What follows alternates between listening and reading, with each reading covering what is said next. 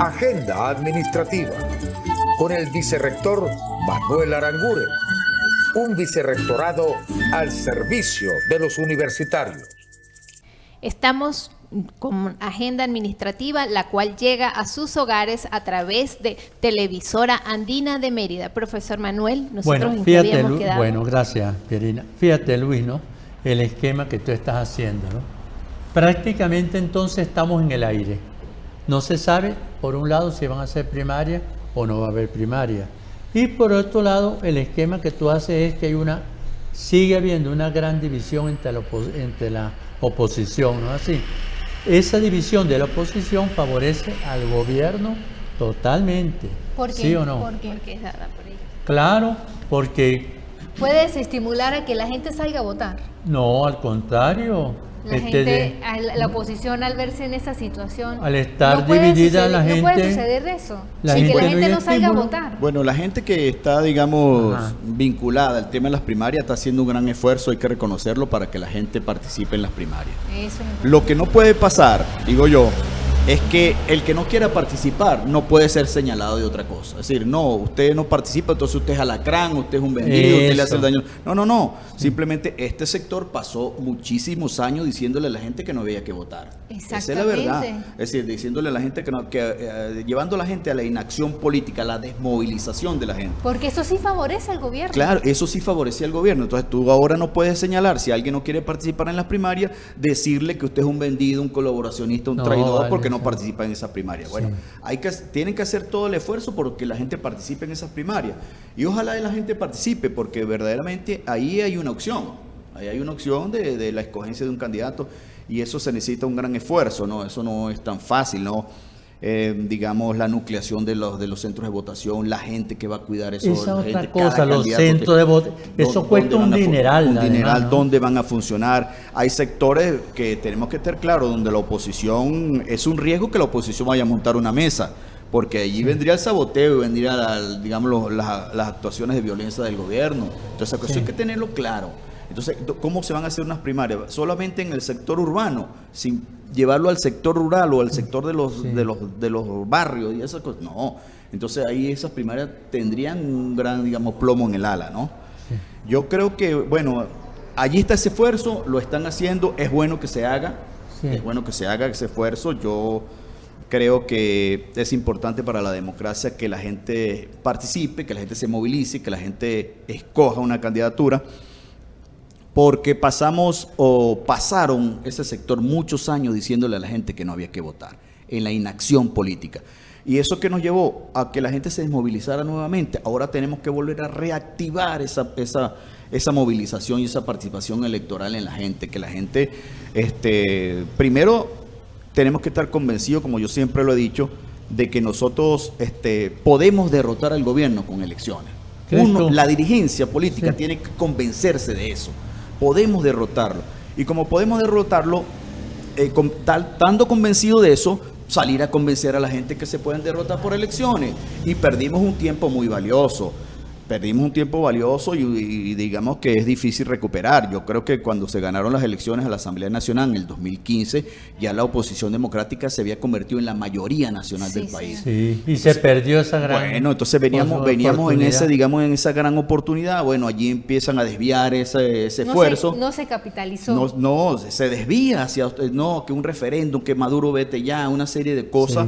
De impaciencia política que nos llevaron terminaron diciéndole a la gente que no había que votar, que Maduro se iba a ir si usted no votaba. Imagínense ustedes esa incoherencia. Bueno, ya allí, en ese proceso 2015, donde ya la oposición era mayoría, teníamos que seguir en esa ruta electoral, fortaleciéndola, ir a las elecciones de alcalde y de los gobernadores. Si perdíamos, volver a otra vez, volver, insistir. Y ya en el 2018 hubiésemos podido nosotros haber derrotado al gobierno. La gente dice que hoy Maduro tiene el 80% de rechazo. En el 2018 también lo tenía. Sí. Revisen las mediciones de ese momento. ¿Verdad? Tenía un gran rechazo Maduro y la gente estaba dispuesta a salir de esto. Pero ¿qué pasó? Bueno, los egos, los intereses particulares de los partidos. Los intereses particulares. No sé, y la verdad fue que Esa no es se la clave. escogió una candidatura, es Sí. decir, no se hizo un proceso de primaria para escoger Sí. un solo candidato. Si Sí. se hubiese escogido un solo candidato, se hubiese ido en esas elecciones, ¿verdad? Hubiéramos ido a esas elecciones, pues yo creo que la historia de Y este se país perdieron alcaldías y gobernaciones todo. y de todo. Entonces, por la división. esa es la verdad, eso es lo que ha pasado. Cuando esta oposición, esa conducción política dice que no va a participar en las elecciones primarias, en las elecciones presidenciales, sale Henry Falcón y les dice, ustedes no van a participar, yo sí voy a participar.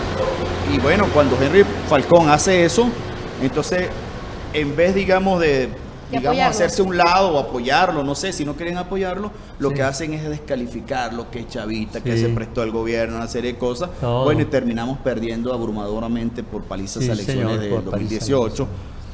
Después ellos siguieron en esa tesis de la abstención. Nosotros, por supuesto, salimos a combatir eso, a decirle a la gente que había que votar, que la única manera había que votar, que teníamos que volver a la conexión con la gente, volver a reactivar a la gente para que votara. Pero bueno, eso no fue posible. Entonces vino las elecciones parlamentarias del 2020, también perdimos porque no fueron, llamaron a no Sí. votar. Y así, bueno, La división nos ha una serie matado. de errores y de divisiones, de incoherencias que nos han traído a esta situación que tenemos hoy. Si no se hace un gran esfuerzo, de unidad, no es fácil salir de esta situación. Yo creo que hay que hacer un esfuerzo de unidad, de nuevamente conexión con la gente, organización y salir a competir, porque es la única manera. Todas esas locuras que sucedieron en el país, lo que demostraron fue que esa no es la vía. Hoy, aparentemente toda la dirigencia política dice que la ruta es electoral, pero los vemos como en otra cosa, ¿no? Como con ganas de devolverse a la extensión, con ganas de tomar otro tipo de decisiones.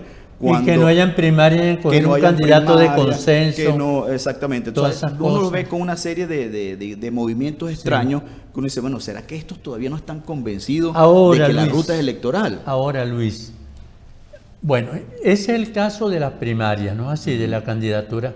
Pero es más difícil, ¿no? Parece mentira, ¿no? Es más difícil escoger un candidato. No, que se hagan elecciones en las universidades, ¿no? Así, que hacer las primarias. Dígame. Parece mentira. Yo creo que casi igual. ¿Ah? Yo creo que casi igual.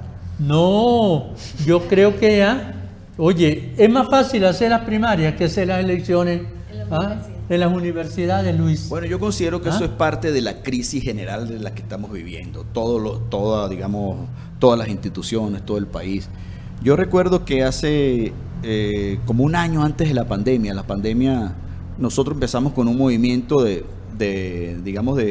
ir avanzando hacia un proceso electoral en la universidad. Y fundamos un grupo que se llama Autonomía, que dirige el profesor Lester Rodríguez. Allí nos fuimos vinculando con otros sectores que también estaban haciendo reflexión universitaria, como el grupo Miradas Múltiples, que dirige el doctor Rondón Morales, el grupo de los rectores, ¿verdad?, que también estaban haciendo reflexiones sobre la universidad. Y otros grupos que no Y tenían otro nombre, grupo. pero que mucha gente, Sí. individualidades. Claro, que sí, estaban o ya- si no, pequeños grupos, ¿no? Que estaban viendo Sí. la necesidad de que se reinstitucionalizara la universidad nuevamente. Es decir, que se hicieran elecciones. Por supuesto que hay que tener claro que hubo un momento, una época donde las elecciones universitarias fueron, digamos, boicoteadas por el gobierno, por el Tribunal Supremo de Justicia. Sí. Y era como un argumento, no hacemos elecciones porque no nos deja el TSJ. Es decir, pero llega un Y momento... de eso ya tenemos 15 años. Ajá, llega un momento donde, bueno, ya se comienza a generar, destrancarse, ¿no? a destrancarse ese juego.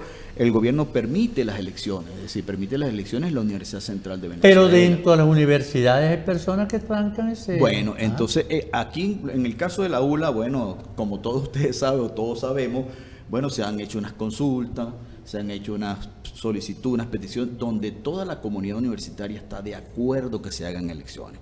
Eso es una opinión generalizada. Toda la Todos los comunidad. sectores, toda la comunidad, es una gran mayoría. Es un pequeño grupo el que no Es puede un estar de pequeño acuerdo. grupo que está empeñado, digamos, en no hacer elecciones en la universidad, que, digamos, no sé cuál es la intención del rector y su grupo del Consejo Universitario, porque uno habla con toda la gente en las calles y habla con la gente, digamos, universitaria y no universitaria, donde la gente dice, es correcto que se hagan elecciones en la universidad, ya está bueno, son 15 años. Yo recuerdo que, bueno, usted lo ha dicho, profesor Manuel, que más de 10 años sin reunirse el equipo rectoral. Es verdad. Dígame eso. Es decir, quienes Bueno, deben, eso es una prueba de desunión de todos nosotros. quienes deben coordinar las políticas universitarias, deben Mira, digamos, Luis, el ya esfuerzo. vamos a regresar, pero queda en el aire una pregunta para que en la última parte tú comiences. Fue un error haber hecho esa consulta, que no es vinculante. ¿Por qué se hizo esa consulta? ¿Era para darle más tiempo, para alargar la cosa o lo que sea? O sea, ¿qué Vamos a lectura comenzar tiene? por... ¿Qué lectura tiene? ¿Qué lectura tiene de haber hecho esa consulta? Ya regresamos en breve segundo, Luis. Y vamos a dedicarle la última parte a las elecciones estas universitarias para ver qué va a suceder en la universidad.